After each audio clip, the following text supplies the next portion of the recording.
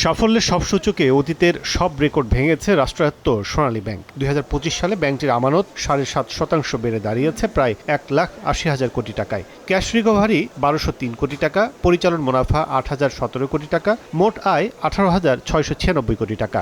চূড়ান্ত হিসেবে নিট মুনাফা হতে পারে ১১০০ থেকে ১৫০০ কোটি টাকা। এতে ২০২৬ সাল থেকে মূলধন ঘাটতি থেকে বেরিয়ে আসবে ব্যাংকটি। মঙ্গলবার সোনালী ব্যাংকের প্রধান কার্যালয়ে এক সংবাদ সম্মেলনে এসব তুলে ধরেন ব্যাংকটির ব্যবস্থাপনা পরিচালক ও সিইও। এই অপবাদ থেকে আমরা কিন্তু মুক্ত হতে পারলাম। এটা বিশাল একটা অর্জন মনে করি আমরা। মূলধন ঘাটতি থেকে সোনালী ব্যাংকের উপর এদেশের মানুষের, সকল মানুষের, আমি এটা দাবি করতেই পারি, আস্থাও অনেক বেশি।